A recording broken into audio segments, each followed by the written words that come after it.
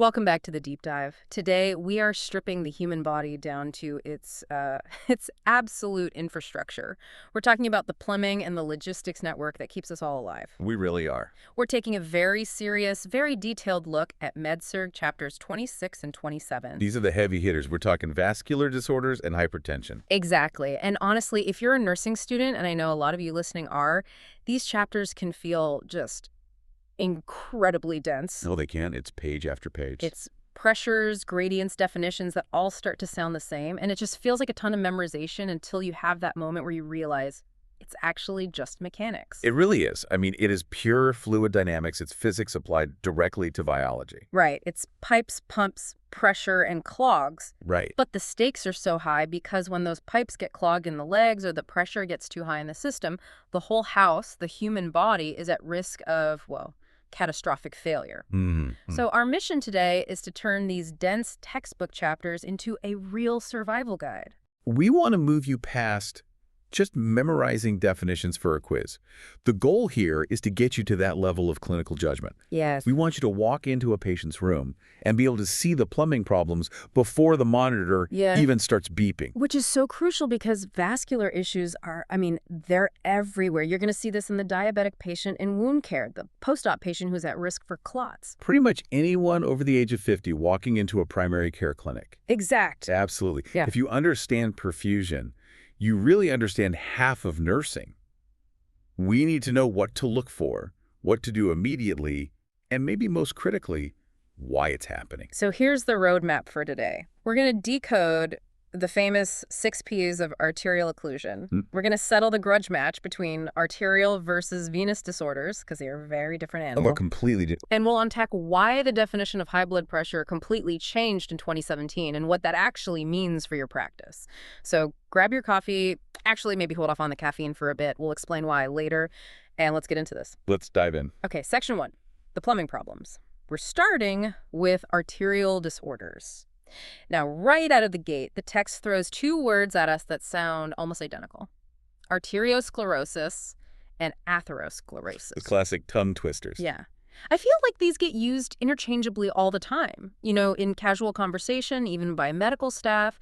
But the text draws a really hard line. They are different things. Can we clear that up once and for all? We can. And you're right, they are often used interchangeably, but pathologically they're very distinct processes. Think of arteriosclerosis with the R as the hardening of the arteries. It's a diffuse process. It's about the vessel wall itself, the muscle fibers, and the endothelial lining of the walls of small arteries and arterioles. They actually thicken up. So the actual pipe wall is getting stiff, like brittle. Exactly. Imagine a garden hose that's been left out in the summer sun for 10 years. It loses its elasticity. It becomes brittle. It can't really expand and contract anymore to handle changes in pressure. That's arteriosclerosis. It's often related to aging. Okay, so arteriosclerosis is the stiffening of the wall. Then what on earth is atherosclerosis? Atherosclerosis is the clogging. This is more of an inflammatory process, and it involves the accumulation of lipids, calcium, blood components, carbs, fibrous tissue. So all the gunk. All the gunk. These accumulations form what we call atheromas or plaques. So if I'm using the analogy, arteriosclerosis is the pipe turning from flexible PVC into old, rusty lead. Perfect. And atherosclerosis is all the hair and grease and gunk building up inside that lead pipe. Precisely. And you have to imagine the lumen, that's the inside space of the pipe, getting narrower and narrower. And because of those plaques, the surface isn't smooth anymore. It's rough. And here's a key physiology point for you. Oh. Platelets love rough surfaces. Oh, they catch on the jagged edges like Velcro. They do. They stick to it, they aggregate, which sets us up for clots down the line. But to bring it back to reality, it's pretty rare that one occurs without the other. Atherosclerosis is usually a generalized disease. If you have this gunk building up in the arteries of your legs, you almost certainly have it in your heart or your brain, too. Which leads us directly into peripheral artery disease, or PAD. And there is a hallmark symptom here that every nursing student needs to have just burned into their brain: intermittent claudication. This is the classic presentation. If you see PD on an exam, you should immediately be looking for intermittent claudication in the answers. But let's not just memorize the term. Let's break down the mechanism. Why does it actually happen? Okay, to understand it, you just have to look at supply and demand. Your muscles need oxygen to work. So when you're sitting on the couch watching TV, the metabolic demand of your calf muscles is really low. Sure. Even a narrowed clogged artery can usually trickle enough blood down there to keep the tissue happy. But then you stand up and you start walking. Right. You decide to walk to the mailbox. The metabolic demand of that muscle just skyrockets. Now, in a healthy person, your arteries would dilate. They'd open wide to flood the area with more blood and oxygen. But if you have P, The vessel is stiff, it's clogged. It literally cannot open up any wider. it can't. It cannot deliver the extra blood. So the muscle is working, but it's starving for oxygen. It has to switch from aerobic metabolism, which uses oxygen, to anaerobic metabolism. And the byproduct of anaerobic metabolism is, Lactic acid. and lactic acid hurts. It burns. It stimulates the nerve endings, so the patient feels this muscular, cramp-like pain, or an ache, or just extreme fatigue in whatever muscle group is below the blockage. And the key word here is intermittent, right? Because Yeah. it's predictable. That's the clinical pattern. The patient tells you, I walk 1 block, the demand exceeds the supply, lactic acid builds up, and it hurts, so they stop and rest. And when they rest? The demand goes way down. That little trickle of blood is enough to flush out the lactic acid. The pain goes away. It's a cycle. Walk, pain, rest, relief. But here's where it gets really scary. The progression. The text talks about rest pain. This is the big red flag. This signals a transition from, say, manageable to critical. If that blockage gets worse, that pain starts happening even at rest. So they aren't even walking and their leg hurts. Right. If a patient tells you, my feet hurt so bad at night it wakes me up, or I have to get up and walk around to make it stop, that is an ominous sign. It means the blood flow is so poor that even at rest, the tissue isn't getting enough oxygen to survive. We call this critical limb ischemia. And you mentioned it happens at night. Is that just because they're trying to sleep and they notice it more? Or is there something else going on? No, it's physics again. It's all about gravity. When you're standing or sitting during the day, gravity is helping pull that arterial blood down to your feet. It's assisting the flow. Okay. But when you lie flat in bed, you lose that gravity assist. So the pressure to the feet drops even further. Exactly. The trickle becomes a drought. And that's why you'll see these patients dangling their legs over the side of the bed or trying to sleep in a recliner. Wow, that's a huge nursing insight. If you walk into a room at 2 a.m. and the patient is sleeping in a chair or has their leg hanging off the bed, they aren't just being quaky. Not at all. They are unconsciously self-treating ischemia. That's right. They have learned intuitively that leg down means less pain. And that leads us directly into assessment. If you suspect an arterial issue or maybe, an acute arterial embolism where a clot has suddenly blocked the flow completely, you need to check the 6 Ps. The 6 Ps. These are the signs of acute limb ischemia, and this is a true emergency. Okay, let's run them down and explain what we're looking for. Number 1 is pain. Pain. And it's usually severe, acute, and just relentless. It doesn't get better with rest because the flow is completely gone. Number 2, pallor. The leg looks pale, white, almost ghostly. And the reason is simple. There is physically no red blood getting to the skin. Number 3, pulselessness. You go to palpate the dorsalis pedis or the posterior tibial, and there's nothing. And we'll talk about Dopplers in a second, but initially your fingers just feel nothing. Number 4, paresthesia. This is the numbness, the tingling, that pins and needles feeling. This happens because nerves are extremely sensitive to hypoxia. They are some of the first structures to complain when the oxygen gets cut off. Number 5, poikilothermia. That's a fun word to say. It is. It just means coldness. Ah! The limb takes on the temperature of the room. Blood carries our core body heat. So no blood, no heat. If one leg is warm and the other is ice cold to the touch, you have a problem. And finally, number 6, paralysis. This is a late sign. If the patient can't move their toes or flex their foot, it means the ischemia has progressed to the point where the muscles are actively dying and losing function. You do not want to wait for paralysis to intervene. Okay, so if I'm assessing a patient, I'm looking for a leg that is pale, cold, painful, and pulseless. But that's the acute emergency. What about the chronic PAD patient? What does their leg look like on a daily basis? That's a good question. Think about resource allocation. If your body is struggling just to keep the skin alive, it is certainly not going to waste precious energy and blood flow on, say, growing hair. So, hairless legs. Shiny, taut, dry skin. The nails get brittle, they get thick and opaque, and you'll see hair loss specifically on the toes, the top of the feet, and the shins. The limb just looks withered. And there's a specific color change test mentioned in the text too, rubor. This one always confuses me because rubor implies red, which sounds like good blood flow. It is a trick. Yeah, we call it dependent rubor. Here's the mechanism. In a severely ischemic leg, the small vessels are maximally dilated because they're starving for oxygen. They've lost their tone. They're just gaping open, trying to catch any single drop of blood. Okay. So when you elevate the leg, it goes pale. We call that elevation pallor because all the blood drains out. But then when you lower the leg, put it in a dependent position, gravity floods those dilated, paralyzed vessels with blood. The leg turns this reddish-blue color. That's the rubor. So it's not healthy. It is not healthy oxygenated flow. It's just gravitational congestion in damaged vessels. So elevation leads to pallor. Dependent position leads to rubor. That is the signature of arterial insufficiency. Correct. And pulses. Obviously, we palpate. But what if the patient has a lot of edema, or maybe my skills just aren't great that day, or the pulse is just really, really weak? You don't guess. You definitely don't document pulse absent until you are absolutely sure. You grab a Doppler. The little ultrasound stick? Exactly.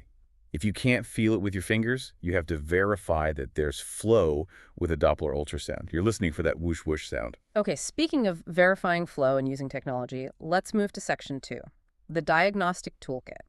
Specifically, the ankle-brachial index, or ABI. This feels like one of those things that sounds incredibly complicated, but is actually just a simple ratio. It's a simple math problem that tells us a massive amount about the patient's vascular health. The ABI is just the ratio of the systolic blood pressure in the ankle to the systolic pressure in the arm. Okay, but why do we compare them? What's the logic there? Well, in a healthy plumbing system, the pressure at your ankle should be the same as, or even slightly higher than, the pressure in your arm. Really? Higher? Yeah, a little bit. Gravity and the physics of the pulse wave actually increase pressure slightly as you go down the body.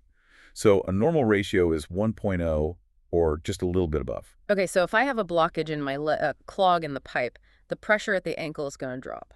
Correct. The clog reduces the pressure downstream from it. It's just like a kink in a hose. So if the ankle pressure is lower than the arm pressure, the ratio drops below 1.0. Let's walk through the actual procedure because the text is very specific on this. It's not just slapping on a cuff in the hallway. No, technique matters, 100%.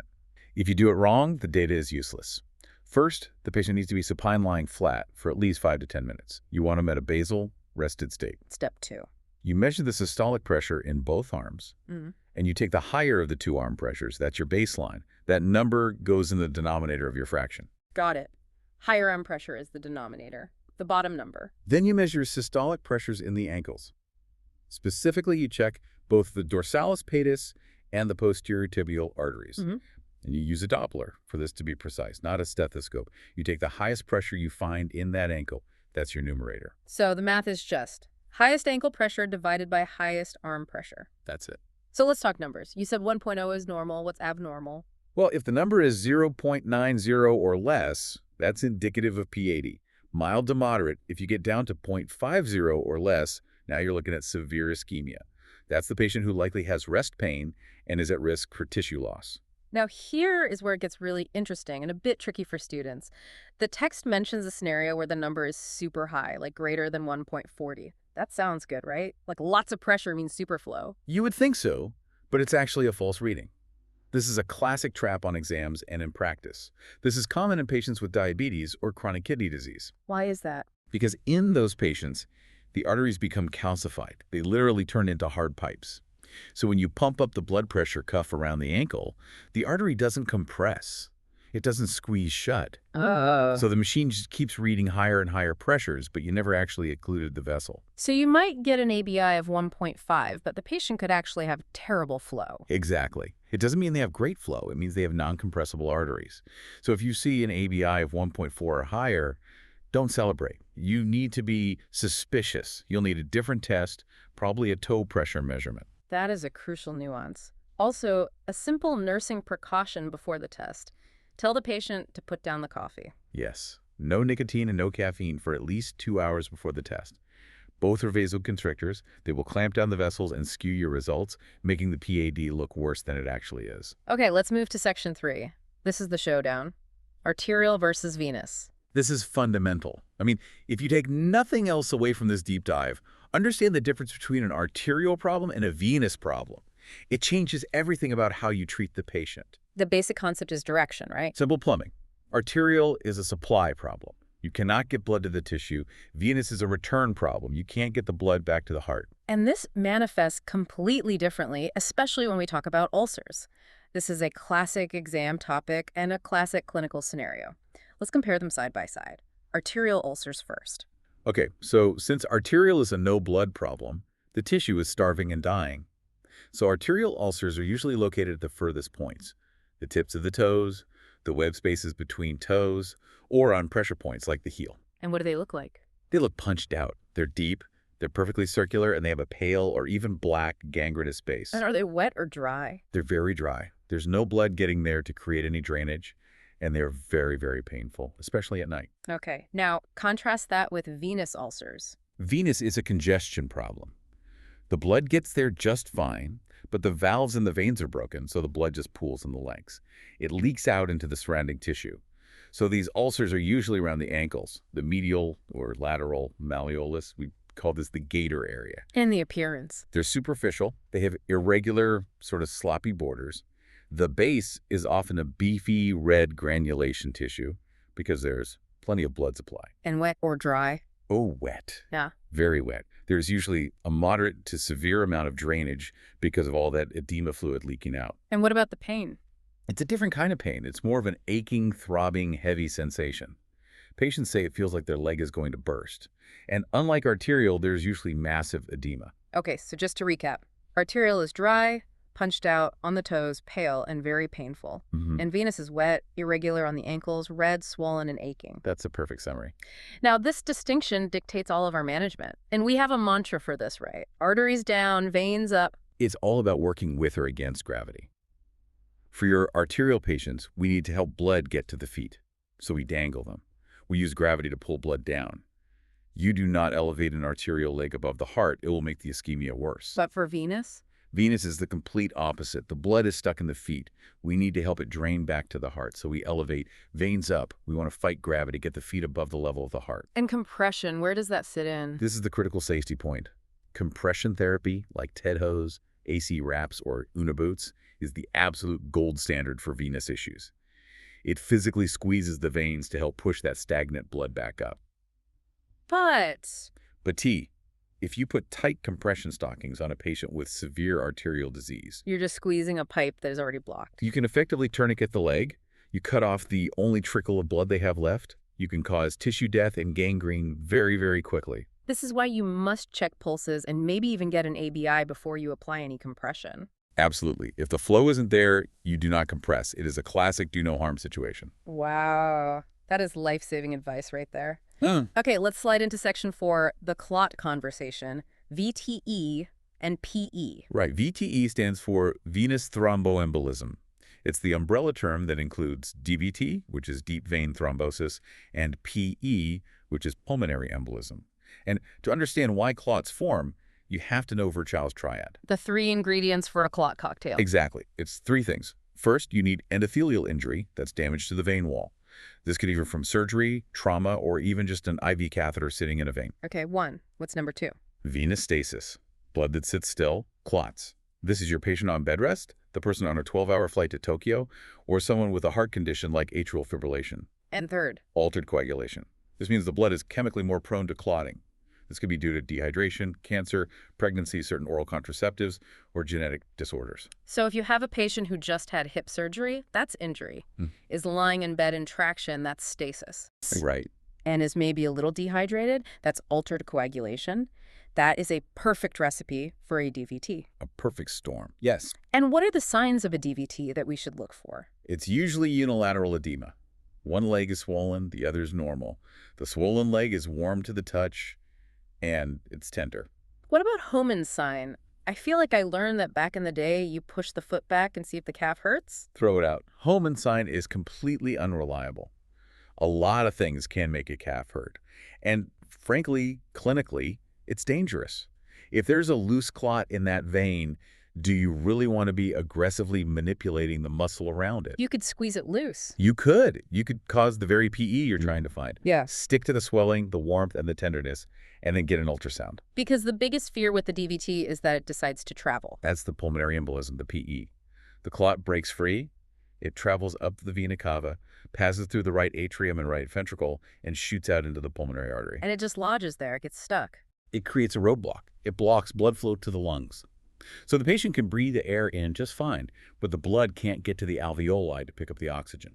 And the symptoms there, what does that look like? It's usually a sudden onset of dyspnea or shortness of breath, chest pain, often what we call pleuritic, meaning it hurts worse when they take a deep breath, tachycardia. The heart is racing to try to compensate, and a profound sense of anxiety. The text mentions a sense of impending doom. If a patient looks you in the eye and says, "I feel like I'm going to die," believe them. That is a very real physiological response to a PE. Sometimes they also have hemoptysis, which is coughing up blood. So prevention is absolutely key. Absolutely. Early ambulation is the best medicine there is. Get them up, get them walking as soon as it's safe. Use compression devices, those SCDs that squeeze the legs in bed. And, of course, anticoagulants like heparin or warfarin. Speaking of warfarin, the patient education there is tricky. It involves diet, specifically vitamin K. It does. Vitamin K is essentially the antidote to warfarin. Vitamin K helps your blood clot. Warfarin tries to stop your blood from clotting. They are direct antagonists. So naturally, patients think, I'm taking warfarin, so I must stop eating all green leafy vegetables. That is the most common misconception, and it's completely wrong. The word we use with them is consistent. Explain that. If a patient loves spinach salad and eats it every single day for lunch, that's fine. We will adjust their warfarin dose to account for that consistent level of vitamin K. The danger is fluctuation.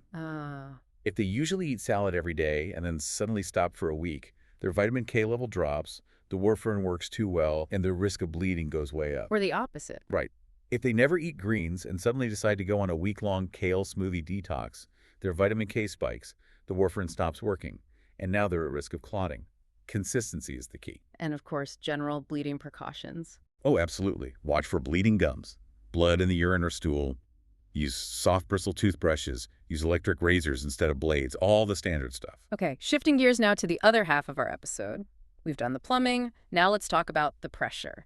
Hypertension, the silent killer. And it's called the silent killer for a reason. You can walk around with a blood pressure of 180 over 100 and feel absolutely fine. You have no headache, no dizziness. You feel great until you have a stroke. And the very definition of high blood pressure actually shifted pretty recently. We're looking at the 2017 guidelines from the ACC and AHA. This changed the game for a lot of people. It was a really big deal. The threshold dropped significantly. So now normal is less than 120 systolic A&D, less than 80 diastolic. Okay. Elevated is 120 to 129 systolic. But stage 1 hypertension now starts at 130 systolic or 80 diastolic. It used to be 140 over 90. So 130 is the new red flag. Why the change? Because the data was overwhelming. It showed that cardiovascular risk, so heart attacks, strokes, starts climbing at those lower numbers. We were waiting too long to intervene. The idea is to catch it earlier. But if we're going to diagnose someone based on these stricter numbers, the measurement has to be dead-on accurate. The text makes a big deal about white coat hypertension and technique. Measurement technique is everything. Nursing students, listen up. Getting a BP is not just a routine task. It is a diagnostic test. If the cuff is too small, you will get a false high reading. This is a very common error, especially in obese patients. And if it's too big? If the cuff is too big, you get a false low. And what about the patient's position? Oh, the rules are strict. Feet flat on the floor, no crossed legs, back supported, arms supported at heart level. Their bladder should be empty. And this is the one everyone breaks. No talking. Talking raises blood pressure. Talking can raise systolic blood pressure by 10 to 15 points, easily. If you are chatting with the patient while that cuff is inflating, you're getting bad data. And you would never diagnose based on just one reading? Never. You need an average of 2 or more readings on 2 or more separate occasions to confirm a diagnosis. So once we diagnose it, we have to classify it, primary versus secondary. Right. Primary, which is also called essential hypertension, is the vast majority. We're talking 90 to 95% of cases. There's no single identifiable cause. It's that mix of age, genetics, obesity, high salt intake, sedentary lifestyle. It's idiopathic. And secondary. That's the other 5 to 10% where the high blood pressure is a symptom of something else, something we might be able to fix. Like what? Kidney disease is a big one. Sleep apnea is huge. Pregnancy can cause it. Or even medications like NSAIDs or steroids.